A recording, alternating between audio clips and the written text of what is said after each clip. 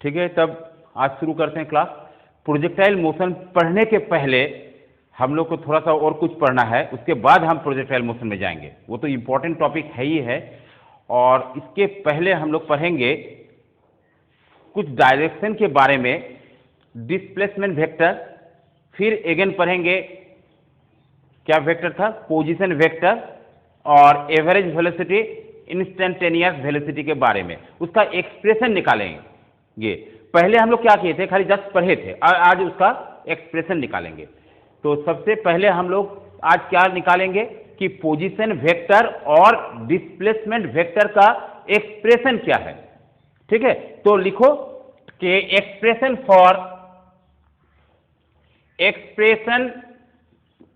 For position vector.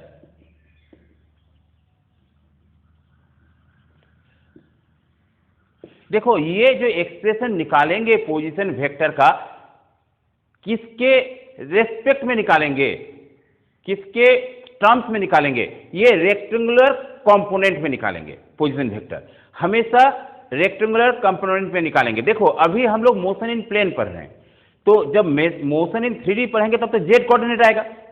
अभी हम लोग प्लेन का बात कर रहे हैं, तो इसमें दो ही कोऑर्डिनेट आएगा, एक्स एंड वाई। तो कैसे एक्सप्रेशन निकालेंगे फिर से हम समझा रहे हैं। अच्छा एक चीज बताओ तुम लोग कि पोजीशन वेक्टर से क्या समझते हो, क्या होता है, क्या माइंड में चल रहा है पोजीशन वेक्टर के बारे में? इसका टेल क्या होता है, फिक्स्ड होता है। फ्री वेक्टर में टेल फिक्स्ड नहीं था, इसमें फिक्स्ड होगा। तो एक कोऑर्डिनेट सिस्टम बना रहे हैं और पोजीशन वेक्टर को हम शो कर रहे हैं। ठीक है, तो देखो ये कोऑर्डिनेट सिस्टम है, ये कोऑर्डिनेट सिस्टम लिए y और ये x, ये o। तो एक पोजीशन वेक्टर अगर हम यहां p देते हैं तो यहां से इसको ज्वाइन कर लेंगे, और मान लो इसका पोजीशन वेक्टर है r, यही ना, इसका पूछ जो है, टेल जो है वो फिक्स्ड है, यही पोजीशन वेक्टर। अब इस p को हम किसके टर्म में लिखेंगे, रेक्टेंगुलर कंपोनेंट। तो रेक्टेंगुलर कंपोनेंट क्या क्या होता है, एक्स वाई, यही होता है ना। तो इस पोजीशन वेक्टर को हम रेक्टेंगुलर कंपोनेंट में कैसे लिखेंगे, लिखने के बाद वही हो गया उसका एक्सप्रेशन। तो देखो समझो, मान लो इसका कोऑर्डिनेट है सपोज एक्स कॉमा वाई। अब बताओ ये अगर एक्स है तो इससे अगर हम यहां से हम परपेंडिकुलर ड्रॉ करेंगे तो ये डिस्टेंस कितना होगा, बताओ, y होगा। ठीक है, और इसका डिस्टेंस कितना होगा, x होगा। ये y होगा और ये, और यहां से डिस्टेंस हो जाएगा, मान लेते हैं x लिए हैं और डायरेक्शन है तो क्या होगा, i क्या। कोई प्रॉब्लम है, खुशी का प्रॉब्लम है? चलो यहां पर क्या होगा बताओ,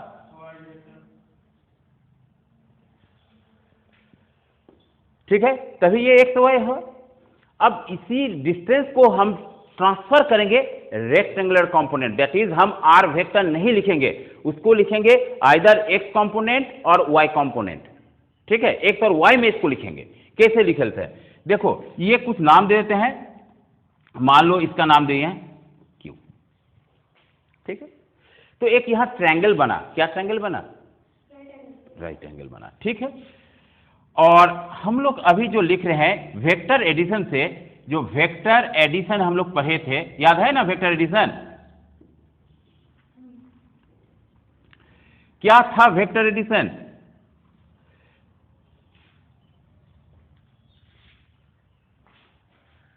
तो ये डिस्टेंस को हम लोग क्या लिखेंगे, वाई एक्स कैप, और ये करेंगे हम लोग x I cap.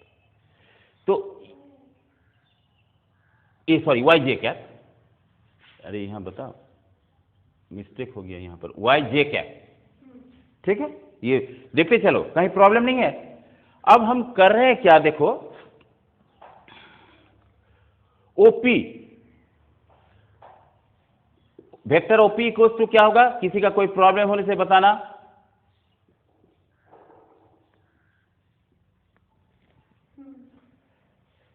Vector addition में इस तरह, ठीक है, ये लिख रहे थे।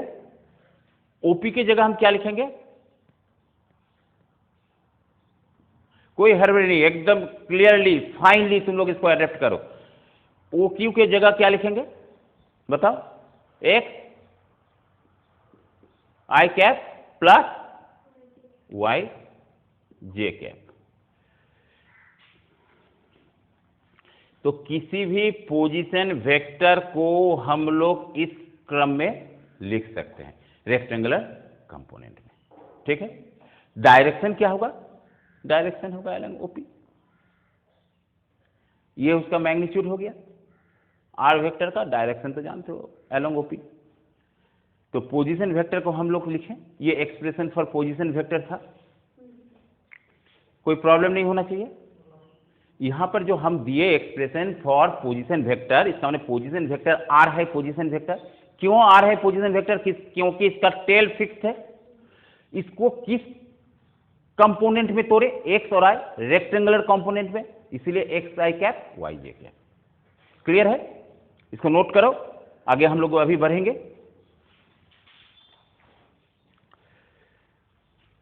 मिटा देते हैं।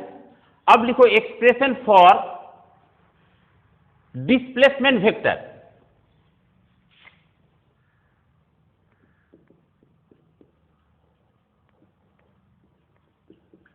ये क्यों पढ़ा रहे हैं? ये इसीलिए पढ़ा रहे हैं, आगे की फिजिक्स की क्लास में हमको दिक्कत नहीं आएगी। अब प्रोजेक्टाइल मोशंस पढ़ेंगे, इसमें इसका जरूरत है, तो पहले इसको समझना चाहिए। देखो डिस्प्लेसमेंट वेक्टर क्या है? डिस्प्लेसमेंट से क्या समझते हो? Distance between final and initial point. तो फिर कोऑर्डिनेट सिस्टम में आएंगे, क्योंकि इसको तोड़ेंगे फिर रेक्टेंगुलर कंपोनेंट। ऐसे अगर हम पढ़ा रहे हैं, क्यों? क्योंकि हमको हर समय इसको रिप्रेजेंट करना है रेक्टेंगुलर कंपोनेंट में, इसीलिए हम इसको पढ़ा रहे हैं। नहीं तो डिस्प्लेसमेंट वेक्टर तुम तो जानते हो क्या है, लेकिन उसका एक्सप्रेशन क्यों निकाल रहे हैं? क्योंकि उसको ट्रांसफर कर देंगे हम रेक्टेंगुलर वेक्टर में, ठीक है। तो रेक्टेंगुलर वेक्टर जानने के लिए फिर कोऑर्डिनेट सिस्टम बनाओ। This is the coordinate system, Y X origin. तो यहां देखो, एक मान लो कोई ऑब्जेक्ट इस तरह रन कर रहा है, कर सकता है, कहीं भी जा सकता है प्लेन में, ये मोशन इन प्लेन है, लेकिन हमको इसका डिस्प्लेसमेंट वेक्टर निकालना है। कैसे निकालेंगे? तो हम एक यहां पॉइंट ले लिए, पहले वो यहां था और कोऑर्डिनेट था एक्स कॉमा वाई। कोई प्रॉब्लम है क्या? हम बताएं, बताओ। एक ऑब्जेक्ट किसी भी वेलोसिटी में, किसी भी टाइम टी, ये टाइम कर देते हैं टी सेकंड में, वो पी पर था, जहां उसका कोऑर्डिनेट क्या था? X comma Y. कोऑर्डिनेट क्या बतलाता है? लोकेशन। कोई चीज का प्लेन में लोकेशन, मेरा लोकेशन नहीं, मेरा तो स्पेस में लोकेशन हो गया, जिसमें जेड एक्सिस आ जाएगा। प्लेन, इस बोर्ड में, एक प्लेन में किसी भी पॉइंट का हम लोग लोकेशन कैसे पता लगाते हैं? दो कोऑर्डिनेट से, एक्स और वाई। कहां से? विथ रेस्पेक्ट टू एक फ्रेम ऑफ रेफरेंस रहता है। यहां फ्रेम ऑफ रेफरेंस क्या है? ओरिजिन। यस, तो ओरिजिन से पी पर गया है फर्स्ट एट टाइम टी पर, उसके बाद वो रुका नहीं, वो चलते गया एट ए टाइम क्यू यहां पर आया, ऐसा पॉइंट जहां कोऑर्डिनेट बदल गया एक्स डैश वाई डैश, और टाइम भी साथ में बदलना ही है ऑब्वियसली, क्योंकि टाइम बदलेगा तभी पोजीशन होगा। मोशन को क्या समझते थे कि change in position with time, ठीक। तो टाइम बदल रहा है, हम क्या बोलना चाह रहे समझ में आ रहा है? बस क्लियरिटी से समझ में आ रहा है। तो क्यू पर आया, फर्स्ट वो पी पर था, उसके बाद वो क्यू पर आया, ठीक है। क्यू पर आने के बाद इसका कोऑर्डिनेट ये हो गया, ये। अब देखो इसका हम पोजीशन वेक्टर कैसे निकालेंगे? शॉर्टेस्ट डिस्टेंस, हम दूसरा कलर यूज कर रहे हैं पोजीशन वेक्टर के, तो क्लियर रहेगा तुम लोग को। पोजीशन वेक्टर जो है इसका, यहां से यहां तक ये हो जाएगा इसका पोजीशन वेक्टर आर एरो। बात समझ में आ रही है? घूम कर गया डिस्टेंस, वेक्टर हम करेंगे शॉर्टेस्ट पाथ डायरेक्शन, और फिर क्यू से गया, मान लो क्यू यहां पर है इस जगह, ये क्यू हो गया। ठीक है, बात समझ में आ रहा है? डायरेक्शन दे दिए, यहां से गया और यहां से गया। और अगर इनिशियल पॉइंट कहां था बताओ, ओ फाइनल पॉइंट कहां गया, तो इसको हम ज्वाइन कर देते, इसका पोजीशन वेक्टर क्यू का ये R dash, this is the position vector. यहां तक क्लियरिटी से समझ में आया? तुमको समझ में आया? ठीक है, तो क्या किए बताओ, समझो, इसको उतारो, इसको नोट करो। हम क्या किए, पहले में जो पढ़े ओनली एक ही पॉइंट का पोजीशन वेक्टर निकालें। अब हम क्या करेंगे, मोशन में है ऑब्जेक्ट, किसी एट ए टाइम पी पर उसका पोजीशन वेक्टर क्या है, आर। क्यू चला गया, पोजीशन वेक्टर क्या हुआ, आर डैश। पी में कोऑर्डिनेट क्या था, एक्स कॉमा वाई, क्यू में कोऑर्डिनेट क्या है, X dash comma Y dash. Time क्या है, ओ से जब पी में गया टी, और पी से जब क्यू में गया टाइम क्या है, टी डैश। क्लियर है? हमको निकालना क्या है, यहां पी क्यू क्या है, what is the P Q. अभी तुमको बताएंगे कि चलो PO, PO is R vector, position vector. O Q क्या है, आर डैश वेक्टर। दो वेक्टर है, हमें फाइंड क्या करना है, yes, P Q is called displacement vector. Clear है? हमको फाइंड करना है P Q, here P Q is called displacement vector. P Q जो है ये हमको फाइंड करना है, इसी को कहते हैं डिस्प्लेसमेंट वेक्टर।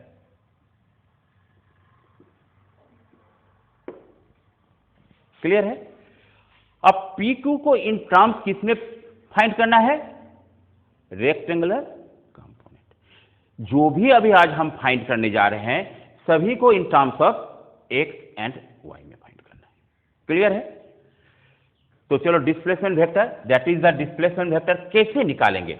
फिर देखो इन ट्रायंगल, क्या ट्रायंगल आया गया मेरे पास, ओपी क्यू।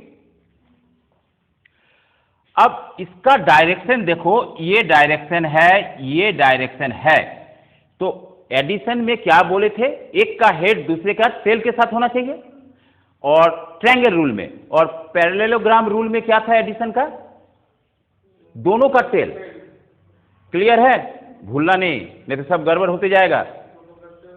हाँ, बार बार रिवाइज करो घर में जाके, क्योंकि इसको नहीं भूलना, क्योंकि आगे के क्लास में हम बार बार पूछते रहेंगे।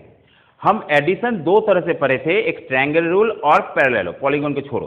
ट्रायंगल और पैरेललोग्राम में यही डिफरेंस था, रिजल्टेंट तो सेम आएगा, लेकिन डिफरेंस क्या था, उसमें दोनों टेल था, किसमें, पैरेललोग्राम में, और एक में टेल और एक में हेड ट्रायंगल रूल में। तो यहां ट्रायंगल है, पैरेललोग्राम नहीं है, तो एक का देखो, इसका हेड और इसका टेल, तो रिजल्टेंट क्या होगा, आर डैश।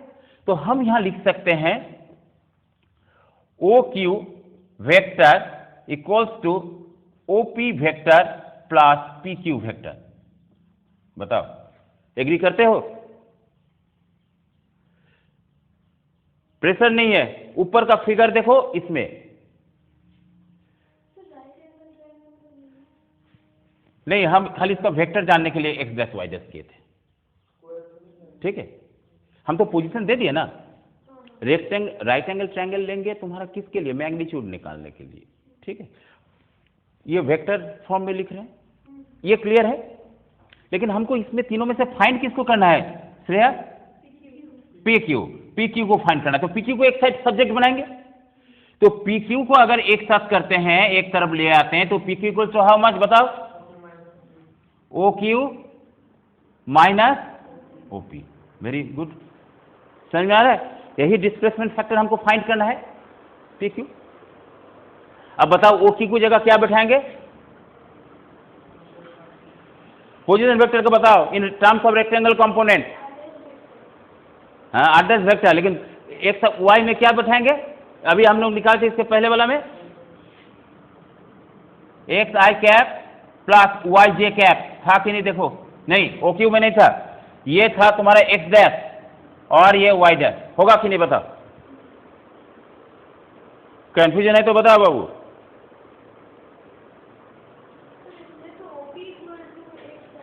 हाँ, तो क्यू में तो एक्स डैश वाई डैश हो जाएगा, पी में एक्स वाई होगा, यहाँ ओ क्यू में किए।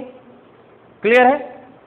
ब्रैकेट दे दो अंडर ब्रैकेट, फिर क्या है, माइनस है। ओपी में बताओ, और इस तरह बताओ क्या होगा, एक आई कैप प्लस वाई डैश होगा, वाई जे कैप। ठीक है, समझोगे तभी लिखो। ठीक है, अब इसके बाद हम क्या करेंगे, ये दोनों माइनस होगा, आई आई में माइनस प्लस होता है हम लोग पता है, तो ये हो जाएगा X dash minus X I cap plus Y dash minus Y J cap.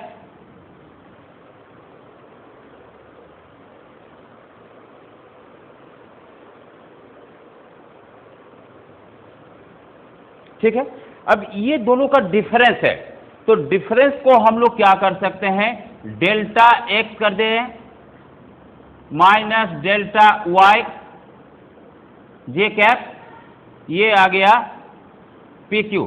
तो पी क्यू क्या है, डेल्टा आर।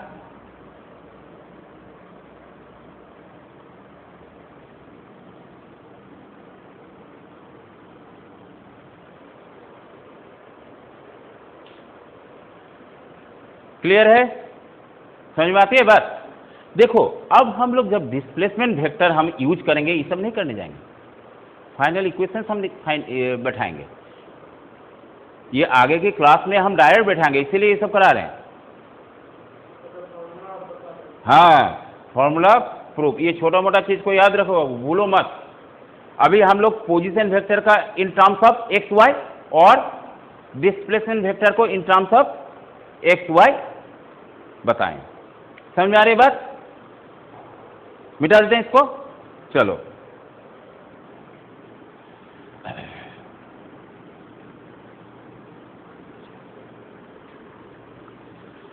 अब लिखो एक्सप्रेशन फॉर एवरेज वेलोसिटी, यहां एवरेज वेलोसिटी कर दो।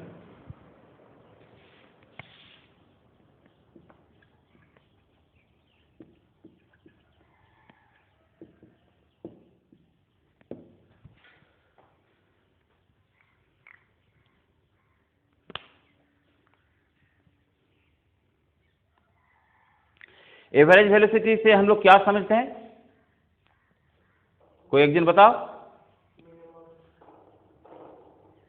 टोटल डिस्टेंस ट्रेवल्ड नहीं, टोटल डिस्प्लेसमेंट बाय डिस्टेंस होने से तुम्हारा तो स्पीड हो जाएगा ना।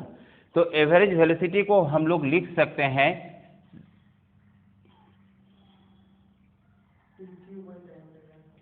क्या था, ये लिख सकते हैं, हाँ। डेल्टा आर का क्या वैल्यू निकाले, अभी बताओ, पुट करो, बताओ क्या निकाले, delta x I cap plus delta Y J cap, minus था, माइनस था ना, प्लस था, देखो प्लस था, हाँ, ओ प्लस करो, उसमें हो सकता है, देखते चलो, ह्यूमन बीइंग से गलती हो ही सकता है। समझ में आया, बाय डेल्टा टी, बात समझ में आ रही है?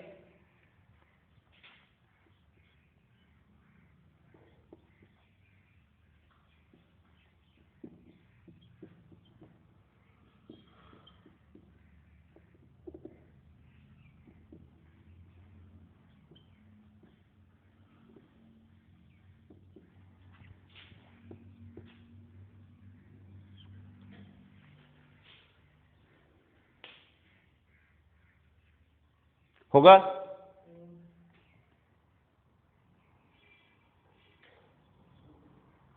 ये होगा एवरेज वेलोसिटी।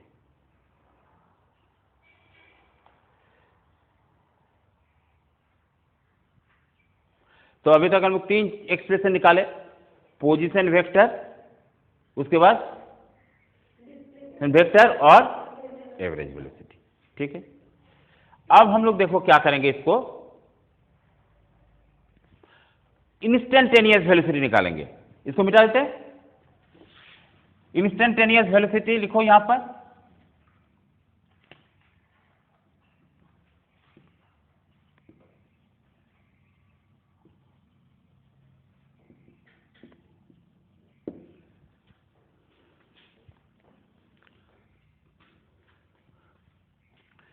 देखो पहले समझो ग्राफ से, ग्राफिकली हम लोग समझेंगे इंस्टेंटेनियस वेलोसिटी।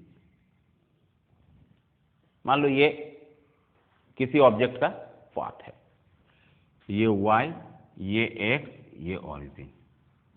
एक पॉइंट है P, दूसरा पॉइंट है Q। ये डिस्प्लेसमेंट वेक्टर है, ये क्या है बताओ, पोजीशन वेक्टर। और ये क्या है, पोजीशन वेक्टर ऑफ Q। ये पोजीशन वेक्टर P, दोनों के बीच डिस्प्लेसमेंट वेक्टर है, जैसे हम लोग पढ़ा रहे थे। अब देखो हम लोग इसको कैसे देखेंगे। जब हम एवरेज वेलोसिटी निकाल रहे हैं तब क्या हो रहा था,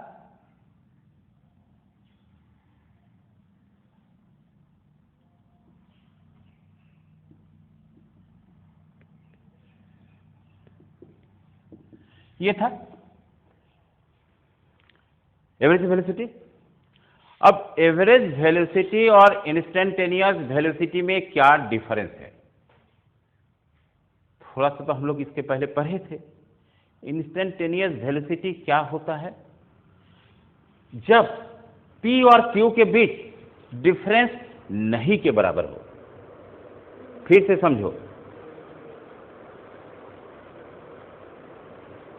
एक सेकेंड के बाद क्या वेलोसिटी है तुम लोग माइंड में सोच सकते हो, देख भी सकते हो।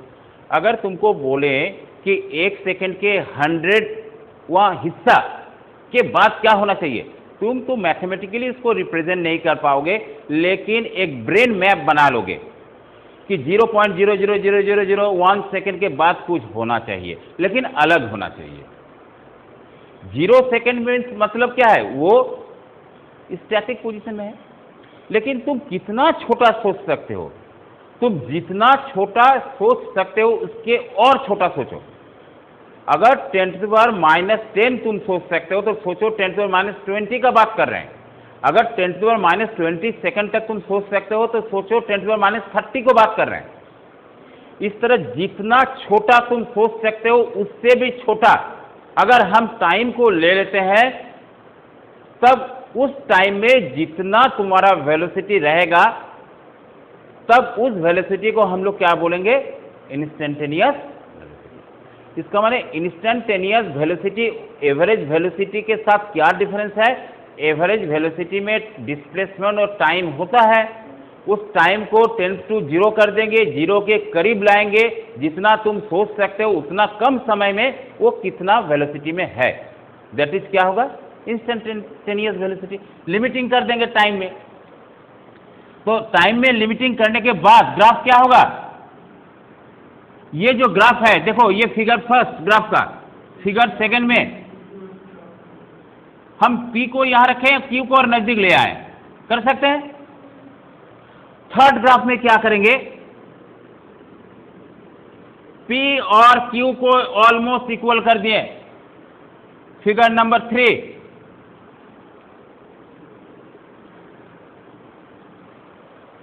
कुछ फील हो रहा है, क्या हम बताना चाह रहे हैं, डिस्प्लेसमेंट को ऑलमोस्ट 0, नेग्लिजिबल बट नॉट 0। तो ये जब हम कर देंगे और P और Q क्या होगा, सेम पॉइंट होगा, जस्ट उसके बाद तो जो हम डिस्टिंक्ट नहीं कर पाएंगे, जितना सोच सकते हैं उतना कर देंगे कम। और इस टाइम इसका डायरेक्शन तो ये था, इस टाइम इसका डायरेक्शन ये है, लेकिन इस टाइम इसका डायरेक्शन ओनली टेंजेंट है, टेंजेंट डायरेक्शन निकल जाएगा। इस टाइम डायरेक्शन को मैथमेटिकल में कैसे निकालते थे रे, tan θ = y/x, और theta equal to tan inverse Y by X, लेकिन इसका डायरेक्शन क्या होगा, अलोंग द टेंजेंट। तो जब ये आर डैश और आर इक्वल हो जाएगा, ऑलमोस्ट इक्वल, तब इंस्टेंटेनियस वेलोसिटी होगा। बात समझ में आ रही है? ग्राफिकली समझाएं हम। अब मैथमेटिकली इसी को एक्सप्रेशन कैसे करेंगे, v इंस्टेंटेनियस, ये इक्वल टू क्या होगा, लिमिट देंगे, किसमें लिमिट देंगे रे, t टेंड्स टू 0, और यहां क्या देंगे, लिखेंगे लिमिट, लिमिटिंग कर देंगे टाइम को, और delta X by X dash का सवाल ही नहीं है। बात समझ में आ रही है? अब delta X by delta T को कैलकुलस में क्या करेंगे, इसको इतना बड़ा नहीं लिखेंगे और सिंपली लिख देंगे D X by D T, ये हो जाएगा v इंस्टेंटेनियस। जब लिमिट को हटा देंगे तो वैल्यू बहुत ही छोटा, d माने बहुत ही छोटा। समझ में आ रहा है? फिजिकल मीनिंग समझ में आया इंस्टेंटेनियस वेलोसिटी। अब जब लिमिट को हटा देंगे तब क्या लिखेंगे, dx बाई dt, और ग्राफिकल रिप्रेजेंटेशन इसका। तो अभी चार चीज बताएं, चारों के एक्सप्रेशन, इसको नोट कर लो। इंस्टेंटेनियस लिमिट, ये limit LIM, limit t tends to 0, time को almost 0 but not equal to 0। इस कभी भी भूल मत करना कि टाइम t इक्वल टू 0, इसका मीनिंग ये, इसका मीनिंग दोनों डिफरेंस है। 0 के करीब पहुंचो, जैसे तुम चलते चलते खाई के पास पहुंच गए हो लेकिन कूदा नहीं हो, नहीं कूदे, जंप नहीं किए हो, जस्ट रेडी टू जंप, वो अप्रोच में गया, अब जंप करते को तो 0 हो गया, खत्म हो गया, लेकिन जस्ट रेडी टू जंप। मैंने समझाने के लिए बात बोल रहे हैं। बात समझ में आया? ये v इंस्टेंटेनियस, यहां क्या लिखें, INS, v instantaneous dx by dt। बात समझ में आ रही है? ठीक है, इसको हम मिटाते हैं।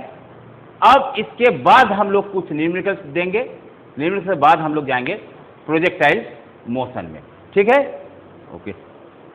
तो ये क्वेश्चन जो है 2001 CT में आया, Karnataka. The resultant of two forces 3P and 2P is R। R है, दो फोर्स लग रहे हैं, 3P 2P, कोई दूसरा एक डायरेक्शन होगा, एंगल मान लो थीटा है दोनों के बीच। Is the first force, if the first force is double, माने 6P कर देंगे, then the resultant also double, R हो जाएगा 2R। तो find the angle between the forces. तो वी हैव द फॉर्मूला, क्या फॉर्मूला है बताओ,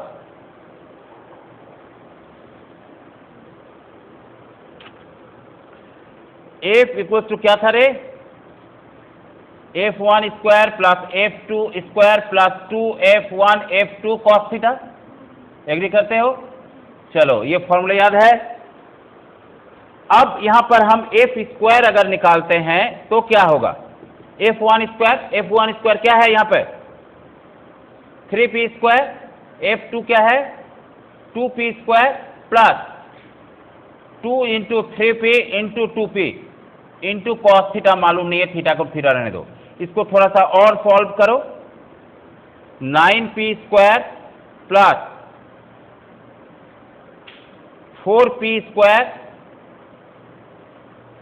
12P स्क्वायर कॉस थीटा। लिखो यहां तक, ये इक्वेशन 1 कर दो।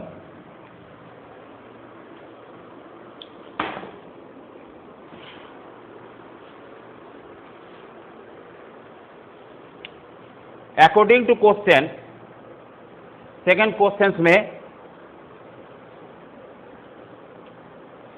F स्क्वायर, अब इसको डबल अगर कर देते हैं तो क्या होगा रे, 6P का स्क्वायर होगा। प्रॉब्लम है तो बताओ।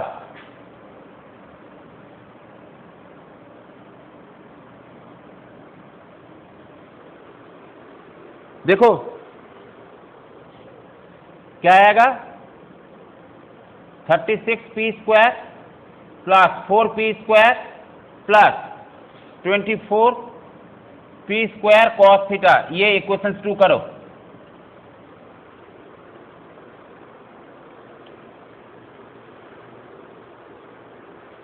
ये इक्वेशन 2 ने इसको ऐड कर दो ना रवर, एक लाइन इसको ऐड करो यहीं पर,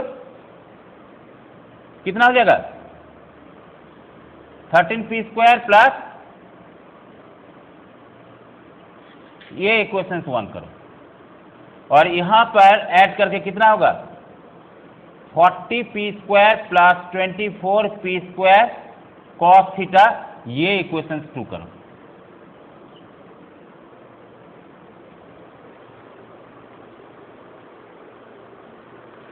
इसको कर दो F1 और इसको कर दो F2।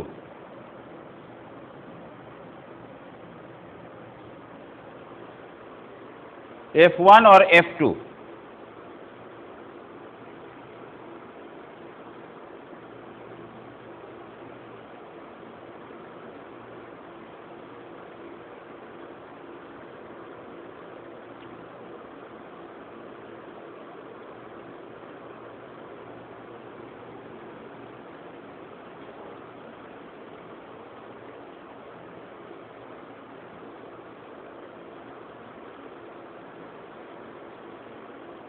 अब क्या कर रहा है अकॉर्डिंग टू क्वेश्चंस, क्या बोल रहा था क्वेश्चंस में, इसको मिटा दे, यहां तक ऊपर वाला थोड़ा मिटा देते हैं।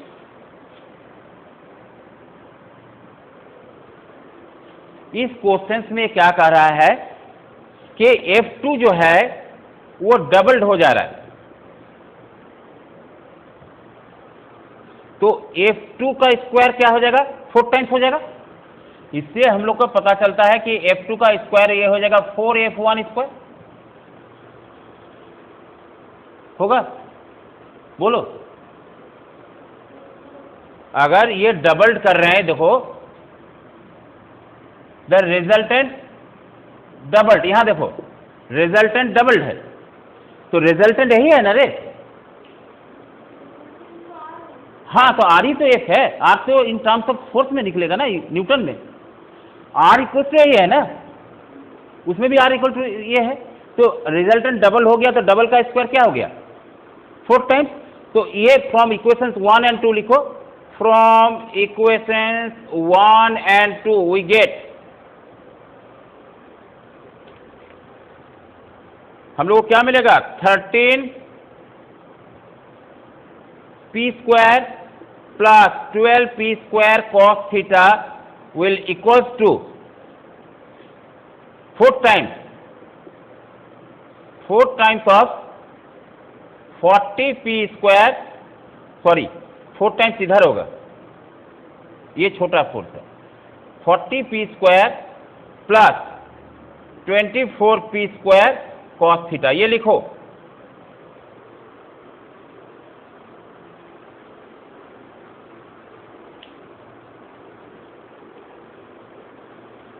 समझ में आ रही है बात? अगर प्रॉब्लम है तो पूछो, ठीक है, तुमको समझ में आया? हाँ बैठा दिए।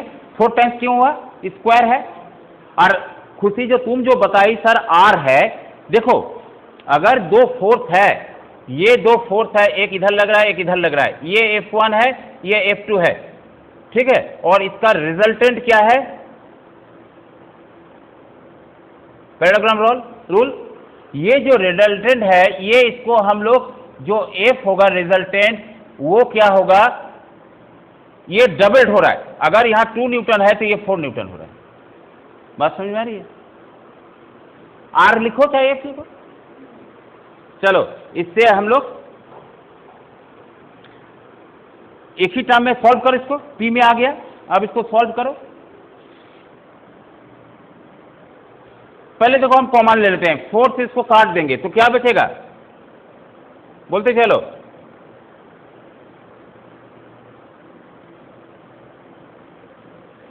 फोर से डिवाइड करेंगे क्या होगा खुशी बताओ, 10 होगा, और यहां क्या होगा पी स्क्वायर कॉस थीटा। चलो यहां तक लिखो।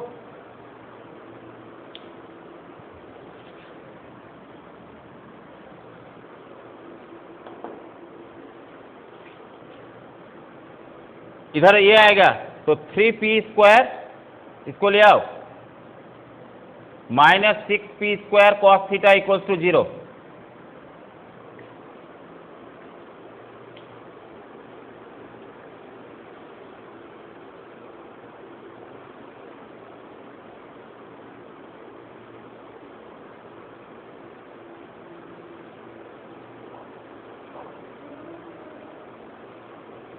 देखो 13 - 10p², 3p², 12 - 6p, 6p² cos theta. हाँ सही नहीं, गलत हो? यस, चलो तुम लोग फॉलो कर रहे हो इसको, पढ़ाई को, बहुत अच्छा। क्या कॉमन ले सकते हैं बताओ? 3p, क्या बचेगा?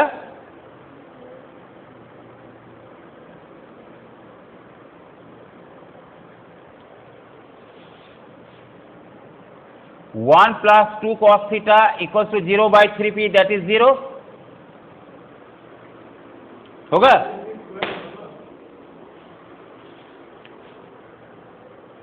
ठीक है, इसके बाद वाला स्टेप क्या होगा? 2 cos थीटा इक्वल्स टू -1,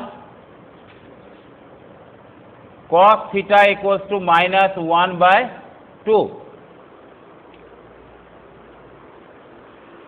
अब मैक्स का क्लास हम लिए थे, किस लिए लिए थे? -12 किसका वैल्यू होता है श्रेया और इत्र? बताओ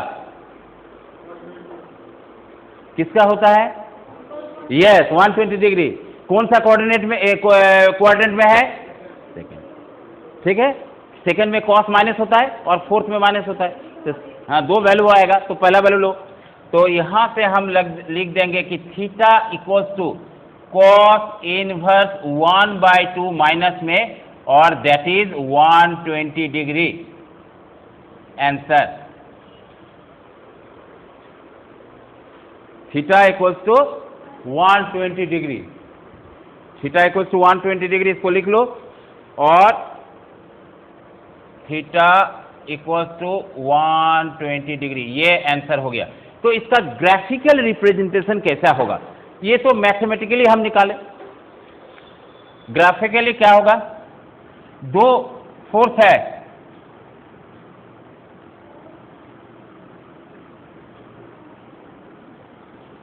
ये एंगल कितना है रे?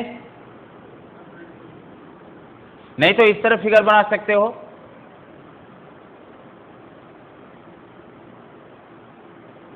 - 120 डिग्री टेल को जोड़ दिए, इसका रिजल्टेंट क्या होगा?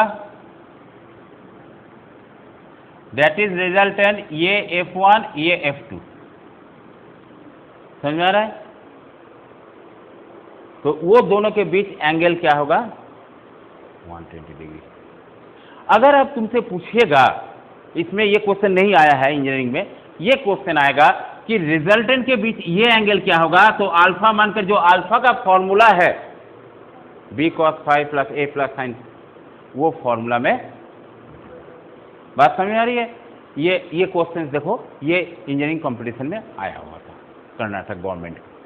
ठीक है, इस तरह हम सम बनाते जाएंगे, लेकिन ये सब सम तुमको नहीं मिलेगा नेट में भी या इसमें भी, इसलिए ये सब सम जो बनाएंगे एनसीईआरटी, चलो तुम बना लिया, हाँ ये सब सम को जरूर बनाओ, हम देते जाएंगे डिफरेंट टाइप का। ठीक है, चलो यहां तक तो हो गया। नेक्स्ट जो हम लोग पढ़ेंगे, वो पढ़ेंगे हम लोग प्रोजेक्टाइल मोशन, लेकिन उसके पहले कुछ और न्यूमेरिकल्स तुम लोग अपने से बनाकर तुम लोग फ्री हो जाओ कि हम लोग न्यूमेरिकल कैसे बनाएंगे, बताओ। क्योंकि कंडीशन दिया हुआ है, कंडीशन इज दैट कि ये जो फोर्स है और ये फोर्स है, ये 3p है, ये 2p है। रिजल्टेंट जो होगा, मान लो रिजल्टेंट है 10 न्यूटन, समझने के लिए ये 3p था और ये 2p था, अब रिजल्टेंट मान लो इसका 10 न्यूटन आ रहा है, समझने के लिए। अब इसको जब हम 6p कर रहे हैं तो रिजल्टेंट हो जा रहा है 20 न्यूटन, डबल हो जाए रिजल्टेंट। देखो, if the first force is doubled, the resultant also double. ये कंडीशन दिया हुआ, इससे कोई छेड़छाड़ नहीं किए, सेकेंड को फिक्स कर दिया गया।